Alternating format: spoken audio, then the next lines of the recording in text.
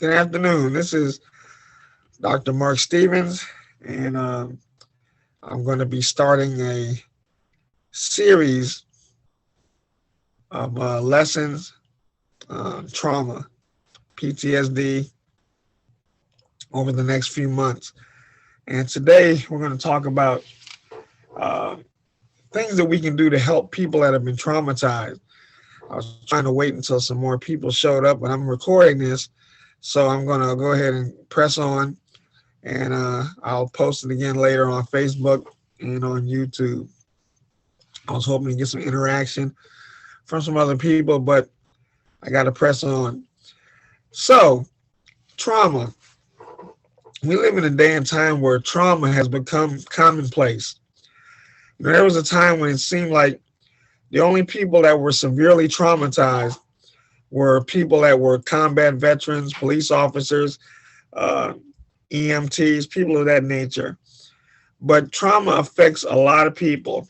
In our country, especially in America, we've had more children die in school shootings than we've had in war over the last 10 years.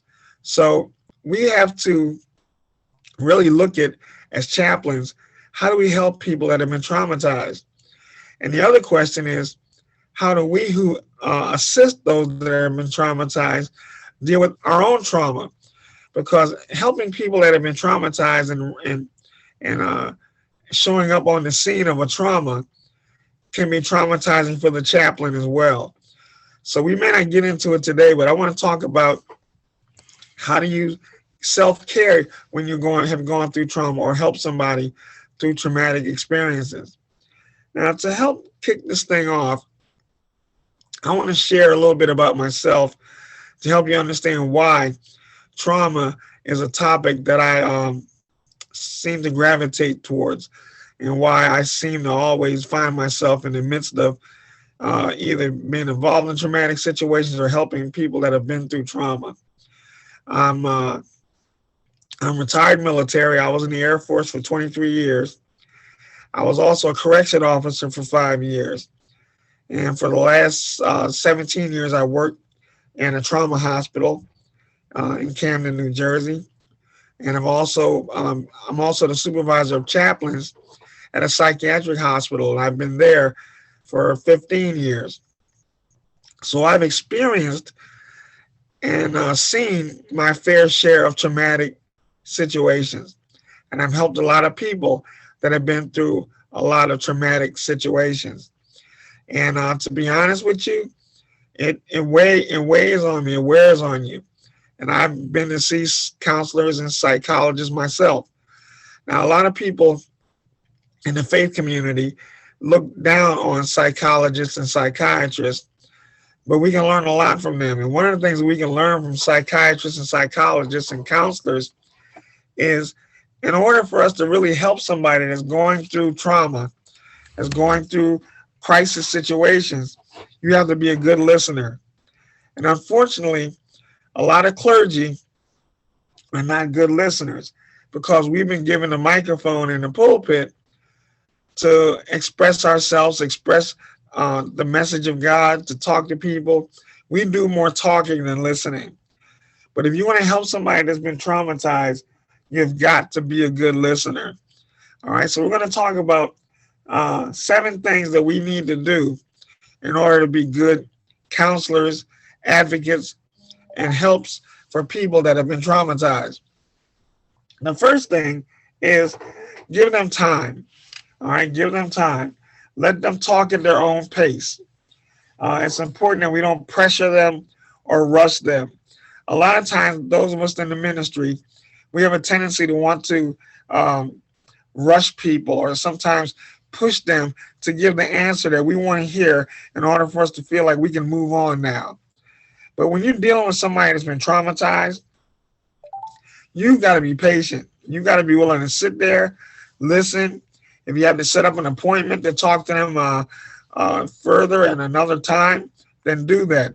But never rush or pressure a person that's been traumatized to hurry up. You know, and I know sometimes I've been guilty of that myself, where I'm talking to somebody and it seems like, the thing is dragging on and dragging on, but you can't rush that person. You didn't experience what they experienced. I'm going to give you a couple examples of how, as a chaplain, I had to conduct myself in this fashion to be a good listener. And I wasn't always a good listener. There's been times when I was like that, the person that just wanted to hurry the thing up so we can go into a lunch break or go visit another patient. And this is something I train a lot of the volunteer chaplains that I educate at the uh, trauma hospital I work at. I tell them what's important is not the number of people you visit, but have quality visits. You may be assigned a floor where there's 25 patients, and you feel like you haven't really done your job unless you visited all 25 patients. But what if the third patient you visit requires you to spend more time? I would rather you spend more time with that patient than rush through and try and visit 25 other patients. Because that person that you're talking to that may seem like they need more attention, you might be helping them uh, uh, decide not to commit suicide. You may be encouraging them to not give up so fast. So it's important. The quality of the visit's important. So give them time to talk. Let them talk at their own pace. All right, and focus on listening. In order to listen, you got to focus on listening. You have to go into the patient's room or to the person that you're administering to and just focus your attention on them. Look them in the eye as they're talking. Don't look off. Don't be on your cell phone. Don't look at your watch. Focus on that person that's talking to you. Because sometimes the answer that you're looking for to help them, sometimes they give you the answer if you really listen and pay attention to what they're saying. I never forget, some years back, I had a patient that there was a mother, and she rolled over on her child while the child was in the bed with her. And she had a mental issues is also she had mental illness issues. I think she was bipolar. Um, but she was just devastated. She kept talking about she wanted to kill herself. And everybody was like, they were scared to talk to her because she was, one minute she was quiet, and the next minute she was flipping out.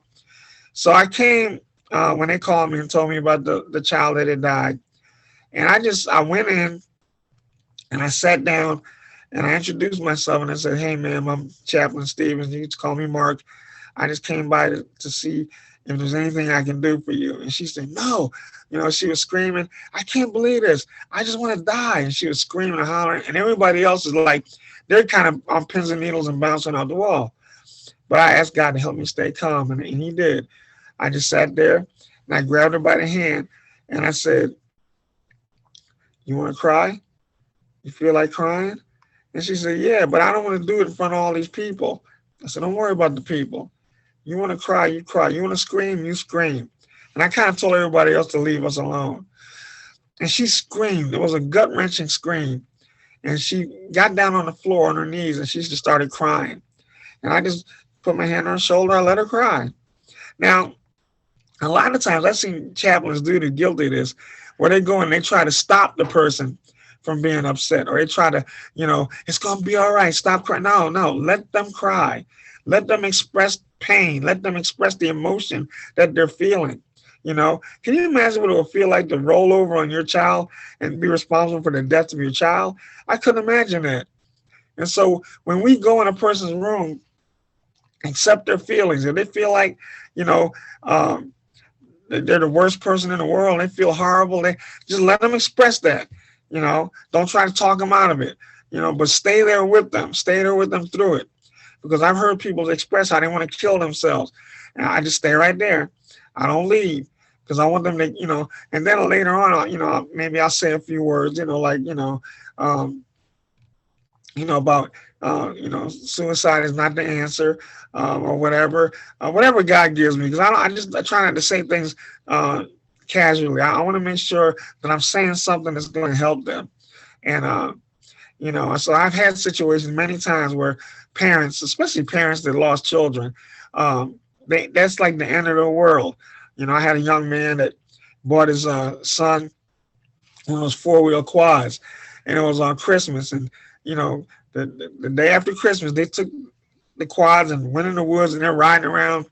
And the kid was 12 years old, and he had a helmet. They had helmets on, but somehow he had a piece of ground that wasn't level, and the bike flipped over, and he fell on his head, and he broke his neck.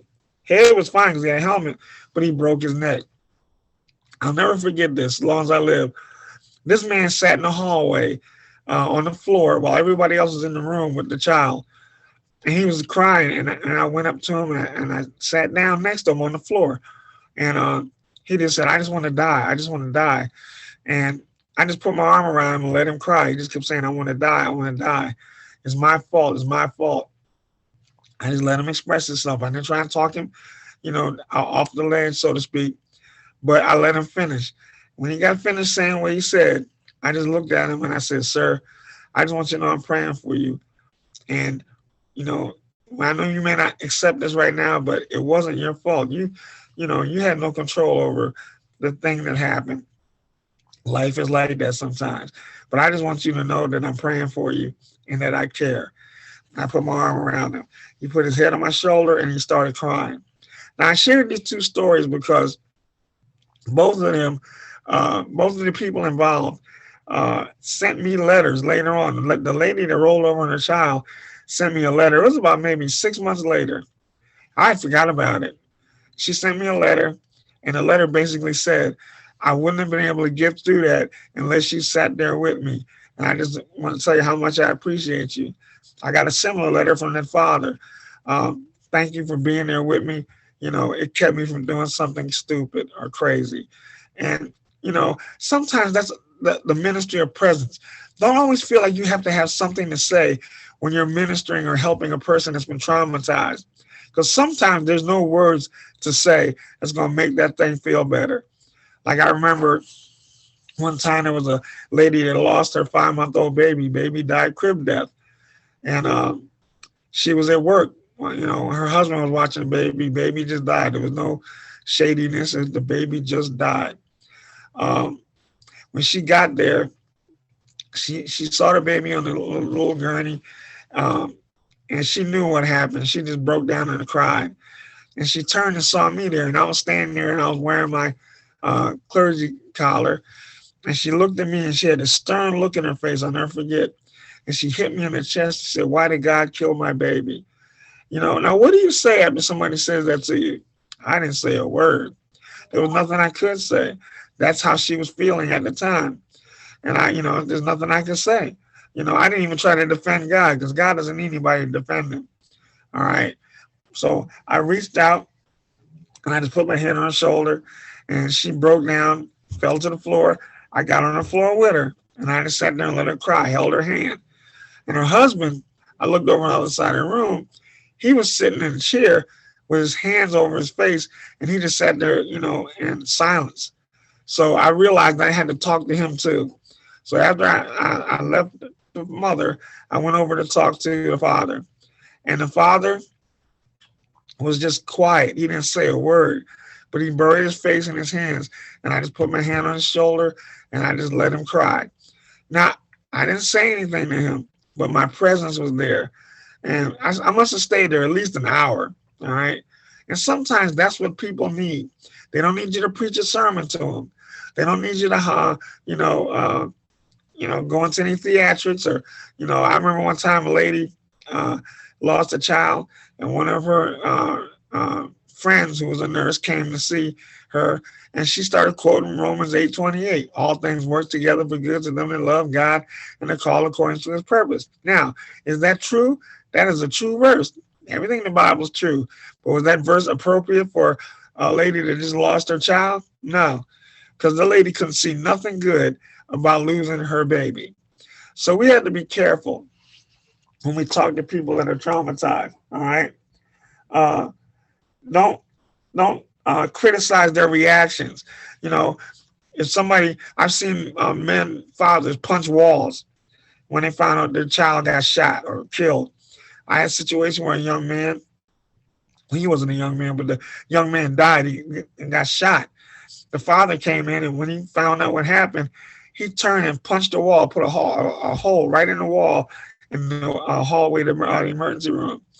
And they wanted to call security on him, and I grabbed him and I said, "Come on with me," and I walked him outside.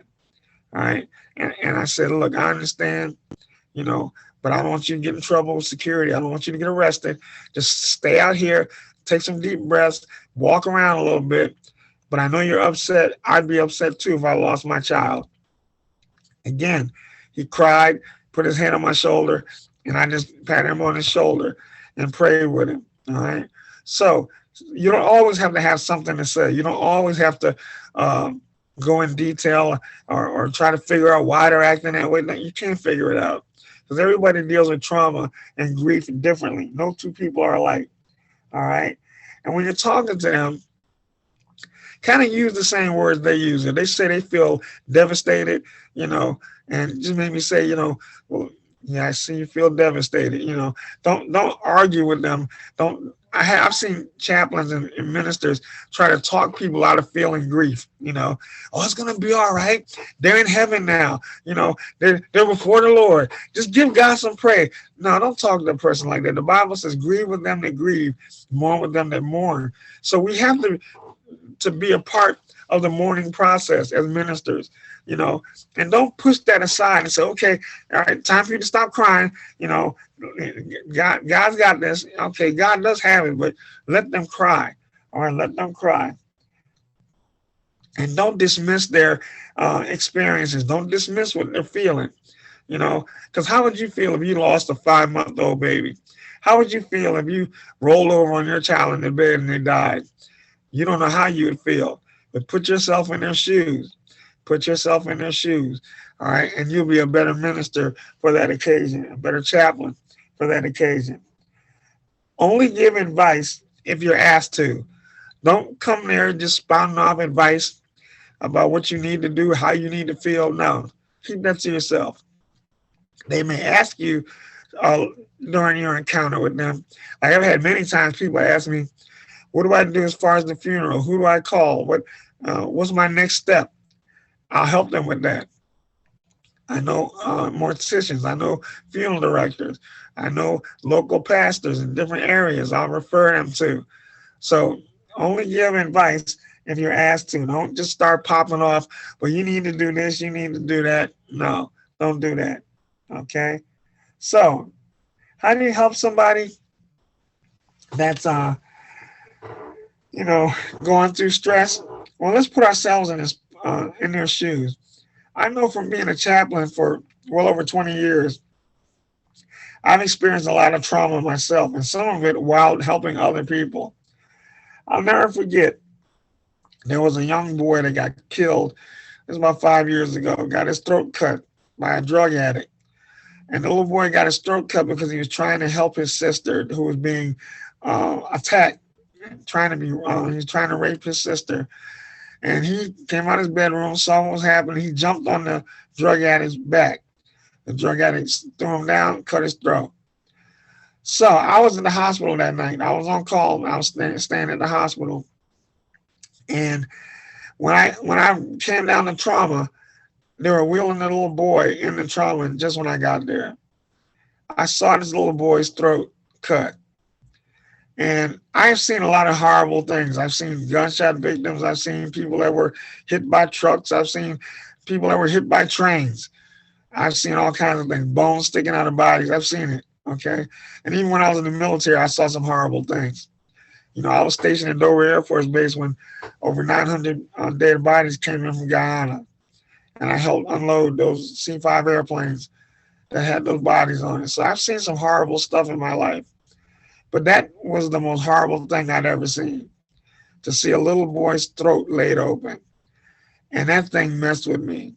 And I was with that family at least 3 hours. The mother was a patient in the hospital while the boy and his sister were home. And she, not knowing what was going on, the older sister was upstairs asleep. So she didn't even hear when the drug addict broke into the house. So I had to get this lady in a wheelchair, bring her downstairs to the trauma admitting unit so she could see her little boy. and so she could see her daughter, because the daughter was traumatized because the man attempted to rape her. So this woman's in the hospital with pneumonia. I brought her down, and I'll never forget. It's like I cried probably as much as the family did. And when it was all over, for at least 2 days, I couldn't sleep because all I could see was that little boy. So that was the first time I ever decided I got to go talk to somebody. And if you're the person that's traumatized, you need to talk to somebody. And I went to the VA psychiatrist, and I told him, I said, I don't know what's wrong. I just can't sleep. I didn't really go in detail about my own experiences, but he said, well, tell me about your life in the military, first of all. And I told him some of the things I experienced. And I prefaced it by saying I wasn't a combat veteran. I mean, I've been in combat zones, but I was never on the front lines. He said, that doesn't matter. He said, trauma can hit you all kinds of places. So I started telling him about some of the traumatic experiences I had in the military, like the Jim Jones incident and the 900 bodies, like being held at gunpoint in Somalia, like seeing a man get shot in the head in Honduras. So I've seen my fair share of trauma. Now I'm at a hospital, a trauma hospital, as a chaplain. I'm not experiencing their trauma, but I'm a witness to it. And all that trauma I witnessed as a chaplain caused me to have flashbacks about some of the trauma I experienced in the military. So if you are a chaplain, and if you deal with people that have been traumatized, there's going to be a time when you're going to need somebody to help you.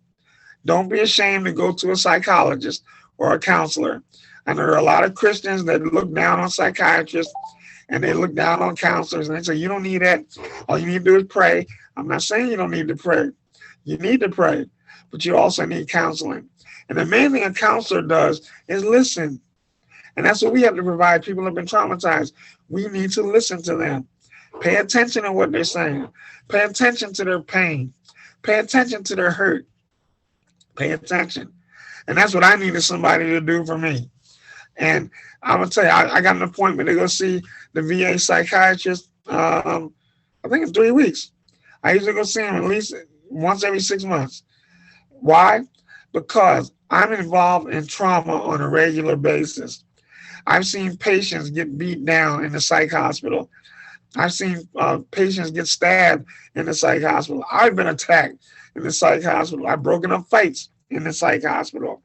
When I was a correction officer, I cut down a guy that hung himself. I had a guy cut his wrist in front of me, bled all over me and another officer. So yes, I've seen my fair share of trauma. And guess what? It bothers me just like it bothers anybody else. Don't think because you're a chaplain, a pastor, whatever you are, you can be traumatized and you can experience PTSD.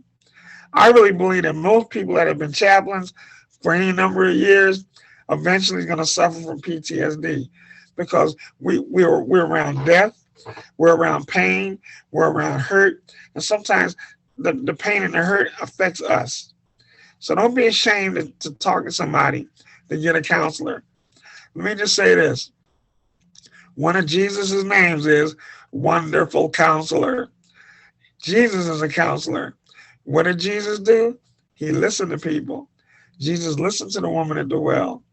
He listened to Mary Magdalene. He listened to Peter.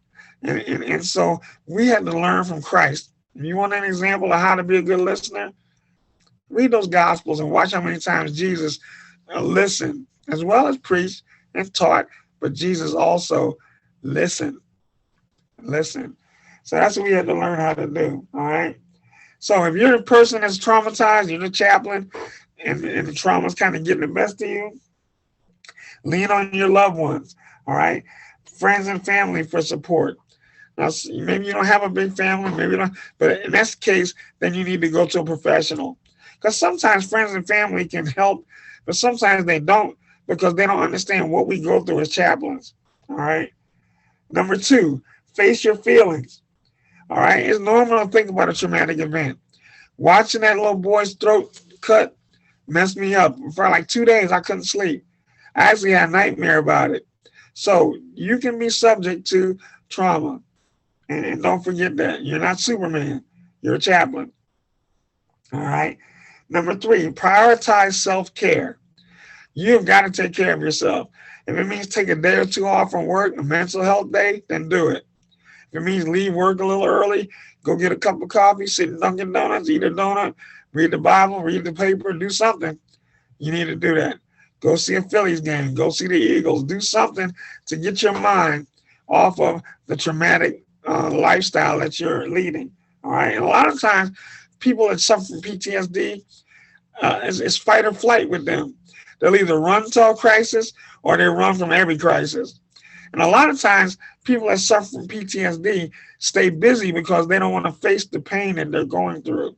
That's me. I work every day if I have time. Most time I do work 6, 7 days a week. But I do that a lot of times because I really don't want to deal with stuff that's in my head. And I realized that. And I learned that from talking to my psychologist. All right. So prioritize self-care. Eat nutritious meals. Don't eat a lot of junk food. Get exercise. Take walks. Do breathing exercises. Get a good night's sleep. If you don't sleep well, go talk to the doctor about it. I personally take melatonin. I take 2 melatonin chewables before I go to bed, and I sleep like a rock. All right. So you may not want to take psychotropic drugs or some kind of strong sleeping pill. Get some melatonin. All right. Drink warm milk. Cup of herbal tea. Exercise sometime before you go lay down. And sometimes the exercise will help you sleep better. All right.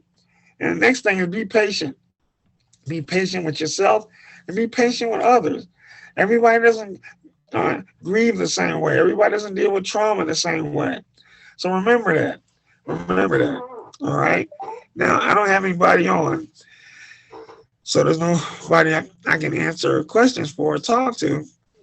So I'm going to, like I said, I'm recording this message and I'm going to post it on Facebook and post it on YouTube.